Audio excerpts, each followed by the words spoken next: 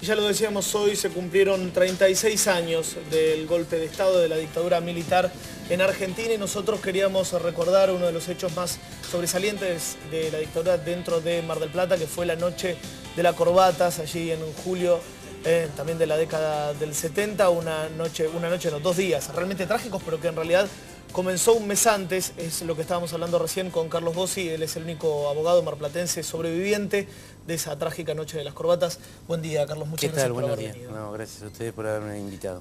¿Cómo es esto que comienza en realidad un mes antes y no en la noche per se, lo que se llama? Claro, lo que aparece en la realidad y en los diarios es que el 6 de julio de 1977 son secuestrados 4 abogados en un mismo operativo.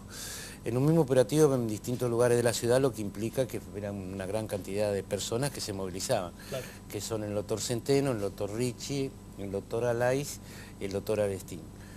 Pero en realidad,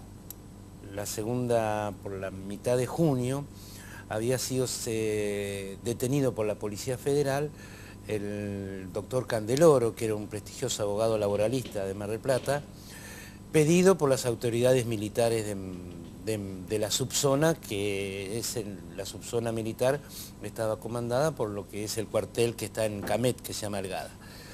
A raíz de ese pedido, ese abogado lo traen a Mar del Plata,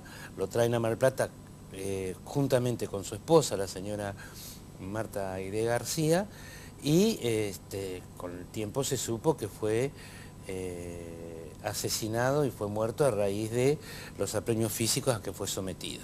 Claro. El 8 de julio, ese es el precedente que conocimos posteriormente. El 8 de junio somos secuestrados mi socio, que es el doctor Tomás Fresneda, su esposa embarazada de 5 meses y medio, que está desaparecida, y su bebé también, y yo. El 12 de julio es secuestrado un abogado que se llama Verde, de apellido Verde, y su esposa. Este abogado era abogado de la Asociación de Judiciales. Y el 13 de julio es secuestrada un matrimonio que ayudaba mucho a los presos políticos. Se llama el matrimonio García. Ahora, usted en 1973 se había afiliado a la Juventud Peronista. ¿Eso es lo más cercano a una excusa que se puede encontrar? En realidad, cuando se habla es lo que comentábamos brevemente antes. El terrorismo de Estado es una manera de accionar ideológica. Es decir, estés afiliado o no estés afiliado a un partido, el sospechoso de no estar de acuerdo con un sistema siempre es víctima del terrorismo de Estado.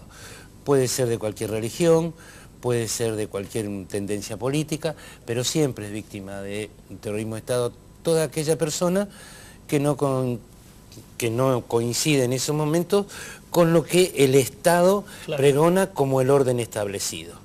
Y eso terminó en este caso con su secuestro. Usted estuvo encapuchado en la torre de... Nosotros nos llevaron a lo que es el radar, un antiguo radar que se usaba en la época del 60, era uno de los radares más modernos de América Latina, que está a unos 500 metros dentro de la propia base aérea. Es un radar semisubterráneo. Siempre estás encapuchado porque el hecho es no poder ver a la persona que te tiene secuestrada por si acaso uno sobrevive. Claro, y por las entrevistas también, porque se realizan algunas entrevistas. Claro, y te realizan interrogatorios. Y cada capucha tenía un número, quiere decir que era algo sistemático. Claro. Es decir, el terrorismo de Estado no es que el 24 de marzo se reunió Videla, o el 23 de marzo se reunió Videla con 3 civiles y con un montón de militares y dijeron mañana hacemos esto. Es un proceso que va llevando desde muchos años atrás a que se concluya con eso. A mí me liberan el 19 de julio de 1977, me meten en el baúl de un automóvil y el automóvil es interceptado, de acuerdo a lo que dicen los diarios, por una patrulla militar. En un aparente tiroteo quedan 3 personas muertas y yo soy extraído del baúl y aparezco en los diarios como que el ejército me liberó de quienes me tenían secuestrado. Es una historia muy compleja. Muy compleja, claro. Claro, hacen pasar un secuestro como un secuestro ajeno. Un secuestro ajeno. En el ejército, en las Fuerzas Armadas, atribuyeron mi secuestro a la organización Montoneros, mataron a 3 muchachos cuyas edades eran entre 21 y 23 años, que estaban secuestrados en La Plata. Los trajeron a Mar del Plata para matarlos y después hicieron aparecer como que me habían rescatado de ellos. Recién estamos en el 2012, hemos descubierto las identidades y los nombres de estos 3 chicos y son más de 35 años que vamos a ver cómo se investiga y cómo se atribuyen las responsabilidades por estos crímenes. Porque no te olvides que son más de 35 años que muchos están esperando justicia. Y la justicia tardía no es justicia.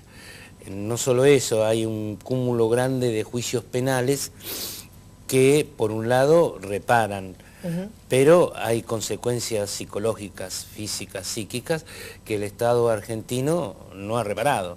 Y además, Carlos, me comentaba usted fuera de aire que hay también algunos reclamos de justicia que van más allá del hecho de la noche de las corbatas o del hecho de la dictadura militar en sí. Claro, es decir, el tema de los derechos humanos más bien son derechos fundamentales de las personas.